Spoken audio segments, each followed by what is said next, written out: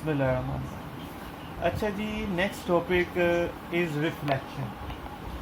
Reflection simply means bouncing back. Actually, we are doing the wave section, so we are talking about reflection of waves. उसमें सब waves आ जाती हैं, sound wave, water waves, light waves सारी. तो initially हम light reflection of light और साथ ही इस चैप्टर में फिर हम रिफ्लेक्शन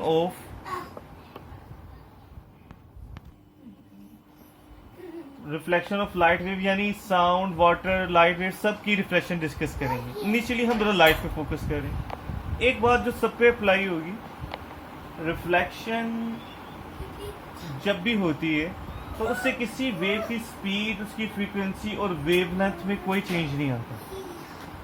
रिफ्लेक्शन के बाद होती क्या है, डायरेक्शन चेंज हो जाती है और एक इंटेंसिटी जिसे स्ट्रेंथ कहते हैं, क्योंकि जितना कोई वेव या साउंड ट्रैवल करती है, जितना ज़्यादा डिस्टेंस, उसकी पावर कम होती जाती है. That is called power per unit area को इंटेंसिटी या स्ट्रेंथ कहते हैं, राइट. तो वो चेंज होती है और कोई चीज़ चेंज नहीं होती. वेवलेंथ में, स्पीड में कोई चेंज नहीं आता. ये बात जहन में रखेंगे, राइट. तो पहले हम देख रहे हैं रिफ्लेक्शन ऑफ लाइट. तो लाइट की जो रिफ्लेक्शन है वो शाइनी सरफेसेस से होती है. तो शाइनी यानी रिफ्लेक्टिंग सरफेसेस, कंसीडर ये एक मिरर है. ये जो मिरर होता है एक ग्लास, और मिरर में क्या फ़र्क है, ग्लास ट्रांसपेरेंट होती है दोनों साइड, जबकि मिरर की जो एक साइड होती है वो रिफ्लेक्टिंग होती है और दूसरी साइड पे कोई पेंट यानी उसे पीछे से कर दिया जाता है, वो ओपेक होती है. ये जो डैश वाली साइड है ना, ये वो साइड रिप्रेजेंट कर रही है जो ओपेक है, और ये रिफ्लेक्टिंग साइड है. जो लाइट आ रही है, इंसिडेंट रे, रिफ्लेक्ट हो रही है, रिफ्लेक्टेड रे. तो रिफ्लेक्शन में दो लॉज हैं. वो लॉज क्या हैं? लॉज ऑफ रिफ्लेक्शन से पहले देखें कि जहाँ ये रे पड़ रही है, इंसिडेंट है, वहाँ पर हम एक लाइन ड्रॉ करते हैं जो कि उस मिरर के साथ 90 डिग्री का एंगल बना रही है. That line is called normal. Normal line is very important, reflection में भी और रिफ्रैक्शन में. ठीक है. अच्छा जी, ये इंसिडेंट रे जो नॉर्मल के साथ एंगल बनाती है वो एंगल ऑफ इंसिडेंस है. रिफ्लेक्टेड रे जो नॉर्मल के साथ एंगल बनाती है वो एंगल ऑफ रिफ्रैक्शन है. एंगल नॉर्मल के साथ है ये दोनों, याद रखें. एग्जाम में वो कभी आपको इस सरफेस के साथ एंगल बनाया दिखाता है, वो नहीं कंसीडर करना. हमें एंगल वो कंसीडर करना जो नॉर्मल के साथ बना है, ये याद रखिए. तो इसके लॉज हैं. अच्छा, लॉज उसे कहते हैं जो कभी गलत नहीं होती. ठीक है. तो इसमें 3 लाइंस है. पहला लॉ कौन सा है, ये it's not very much important, ये डिस्कशन में नहीं है, लेकिन है, लॉ तो है प्रॉपर. ये इंसिडेंट रे, रिफ्लेक्टेड रे और नॉर्मल 3 लाइंस हैं. ये तीनों lines they are coplanar. Plane कहते हैं सरफेस, पेज. कोप्लेनर होने का मतलब तीनों एक लाइन में, एक सरफेस पर, एक लेवल पर होते हैं, ये मतलब है. ठीक है. और दूसरा है, वही हमारा डिस्कशन में है कि एंगल ऑफ इंसिडेंस हमेशा एंगल ऑफ रिफ्लेक्शन के इक्वल हो. ये लॉ कभी गलत नहीं होगा. अब एटीपी में इससे रिलेटेड बहुत से क्वेश्चंस हैं, तो इट विल बी आस्क्ड कि हाउ कैन यू प्रूव. ये छोटी क्लासेस में भी, ओ लेवल में भी, क्लास 10 में ड्यूरिंग ये एक्सपेरिमेंट बच्चों को करवा लेता हूँ क्योंकि एटीपी में काम आता है. हाउ कैन यू प्रूव कि angle of incidence is equal to angle of reflection. इससे प्रैक्टिकली कैसे प्रूव कर सकते हैं, बहुत ईजी है. मैं 2 मेथड शेयर करूँगा, देखिएगा. एक्सपेरिमेंट नंबर 1 है कि हमारे पास एक शीट ऑफ पेपर है जिसे हम एक वुडन टेबल प्लैंक पे थंब पिन्स के जरिए फिक्स कर दें ताकि वो हिले नहीं, और फिर उसके ऊपर एक मिरर रखते हैं इन पोजीशन लाइक दिस. अगर हम यहाँ से देखें, ठीक है, या अगर ये पेपर है तो मैं मिरर को ऐसे स्टैंडिंग करूँगा और मिरर के बैक साइड के साथ मैं एक बाउंड्री ड्रॉ करूँगा. ये लाइन ड्रॉ करूँगा, ये bound, this is most important part. Boundary draw करने का मकसद होता है कि अगर कहीं हमारे पास बाउंड्री ड्रॉ ना किया हो ड्यूरिंग द एक्सपेरिमेंट, अक्सर ये मिरर हिल जाता है या गिर जाता है, तो हमें वो पोजीशन दोबारा अगर एग्जैक्ट ना होगी तो सारे एंगल सब कुछ गलत हो जाएगा. तो बाउंड्री ड्रॉ करनी है सबसे इम्पोर्टेंट. फिर आप 2 पिन्स लगाएं जो ये पिन्स होती हैं, कॉमन पिन्स जिसे हम कहते हैं, इस तरह लगाएं कि उन दोनों की लाइन एक एंगल पे पड़ी, तिरछी, स्ट्रेट ना हो, ठीक है। फिर उन दोनों पिन्स को आपने इस साइड से मिरर में से देखना है, अपनी आई की पोजीशन इधर रहेगी,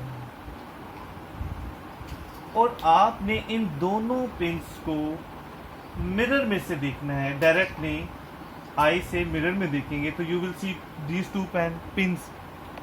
फिर आप अपने आई को राइट और लेफ्ट की तरफ मूव करके ऐसे एडजस्ट करेंगे कि वो दोनों पिन्स एक पिन नजर आएंगी। जैसे ये मेरी 2 फिंगर्स है ना, लेकिन ये खास पोजीशन में आपके लिए एक नजर आएगी। इसे कहते हैं रिमूविंग पैरेलल्स, ठीक है।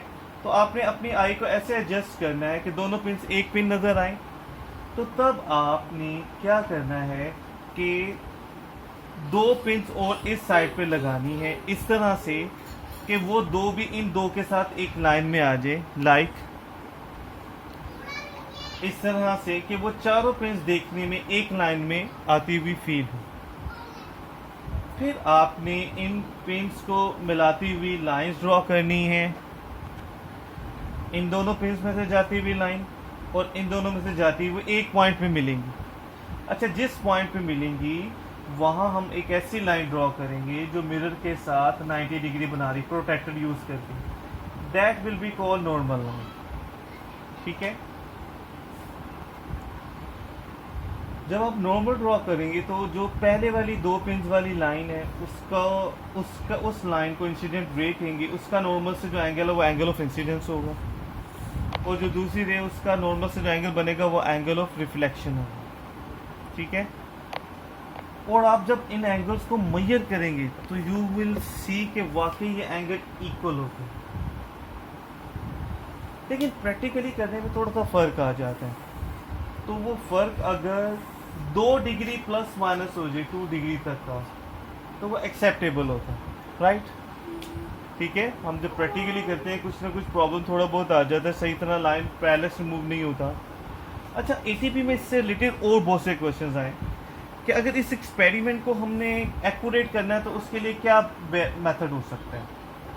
तो पिन्स के लिए एक पैटर्न है कि पिन्स में जो गैप होना चाहिए इस साइड पर वो 5 सेंटीमीटर या उससे ज़्यादा होना चाहिए, ठीक है। अच्छा, पिन्स को दोनों साइड पे 5 सेंटीमीटर या उससे ज़्यादा गैप होना चाहिए। और जब हम पिन्स को लाइन में लेकर आ रहे हैं ना, तो हम एक आंख से देखें, एक आंख से, दोनों आंखों से नहीं। जैसे निशाना जब भी लेते हैं ना गन से या किसी भी चीज़ से, एक आंख से लेते हैं। तो एक आंख से हमने देखना है, दूसरी आंख को बंद कर लेना है, हाथ रख लेना, ठीक है। और ना जब भी पिन्स को ज्वाइन करें ना, तो पिन्स ये जैसे पिन लगी हुई है तो हम इनके बॉटम्स को आपस में लाइन में लाएं, क्योंकि कई दफ़ा जोर लगाने पर ऊपर से टेढ़ी हो जाती है, ये लाइन पिन हमसे ऐसे लग जाती है, लेकिन बॉटम तो उधर ही रहेगा ना। तो पिन्स को जब ज्वाइन कर रहे हो तो उनके बॉटम से कर रहे हो, ठीक है। तो ये बातें जो थी वो ज़हन में रखेंगे, ये एक्सपेरिमेंट में आती है। और फर्दर अच्छा इम्प्रूव करने के लिए या एक्यूरेसी के लिए हम डिफरेंट मरतबा, ज़्यादा मरतबा एक्सपेरिमेंट करें और हर मरतबा हमें पता चलेगा कि एंगल ऑफ इंसिडेंस और रिफ्लेक्शन इक्वल है, प्रूफ हो जाएगा। एक दूसरा एक्सपेरिमेंट भी है।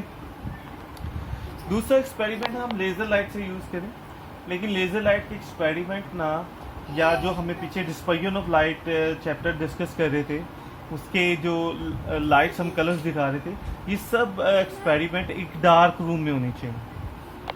डार्क रूम में लाइट्स आपको क्लियर नजर आएंगी। लेजर में का फायदा ये कि वो जाती और आती भी नजर आएगी। तो लेट्स से यहाँ लेजर लाइट रखी हुई थी आपने, तो जब लेजर लाइट जाएगी और आगे जहाँ टकराकर मिरर से बिल्कुल शीट भी और बाउंड्री वैसे ड्रा करेंगे जैसे प्रीवियस एक्सपेरिमेंट में की थी, रे जाएगी और आएगी, जाती और आती नजर आएगी। तो आपने जाती वेव के सेंटर में 2 पॉइंट्स लगा देने, ये इंसिडेंट रे बिल्कुल P1 P2 की तरह। ये पिन्स के हम सर्कल भी लगा देते हैं जैसे ये, ताकि हमें पता चले इनकी पोजीशन ये फिक्स्ड है, ठीक है। सर्कल लगाने का मकसद ये होता है, कई दफ़ा हमें ज़्यादा मतलब पिन्स लगानी पड़ती हैं तो असल वाले जो पोजीशन है वो कौन सी है वो हमें आइडिया नहीं रहता। यहाँ पर भी सेम यू कैन, आप उस जो रे जा रही है उसके मिडल में 2 डॉट्स लगाएंगे, तो जो रे आ रही है वो रिफ्लेक्टेड है उसके भी मिडल्स में, इस तरह 4 पॉइंट्स, 2 इधर और 2 इधर। फिर आप इन्हें ज्वाइन करती हुई लाइन ये और इधर ज्वाइन करेंगे, फिर वैसे जहां वो दोनों मिल रही हैं तो वो आप इंसिडेंट रे बीच में नॉर्मल ड्रॉ करेंगे एंड यू विल सी कि वाकई एंगल्स इक्वल हैं। लेकिन ज़्यादा इजी मेथड ये करना, ठीक है। अच्छा जी, there are 2 type of reflections. अगर किसी स्मूथ सरफेस से रिफ्लेक्शन हो तो जो रेज ऑफ लाइट या ज़्यादा रेज मिल जाए तो वो बीम होगी, तो एक पैरेलल बीम ऑफ लाइट आएगी तो वो पैरेलल ही जाएगी। इसे कहते हैं रेगुलर रिफ्लेक्शन। लेकिन अगर सरफेस रफ हो, अप्स एंड डाउन्स हो, तो एक पैरेलल बीम आती तो है, रेज पैरेलल आती है लेकिन जाएंगी डिफरेंट डायरेक्शन में। इसे कहते हैं इरेगुलर, डिफ्यूज्ड या स्कैटर्ड रिफ्लेक्शन। तो इनफैक्ट ना दुनिया में कोई भी सरफेस परफेक्टली स्मूथ नहीं होती, कुछ ना कुछ रफनेस होती। जैसे कि आपको वो कभी देखें शैम्पूज के ऐड में बाल जो बहुत स्मूथ होते हैं तो वो दिखाते हैं उनमें भी रफनेस होती है, जब माइक्रोस्कोप से दिखाते हैं तो बहुत ज़्यादा रफनेस होती है उनमें। तो ऐसी माइक्रोस्कोप से आप ये वाइट बोर्ड और ग्लासेस को भी देखेंगे परफेक्टली नहीं होते ये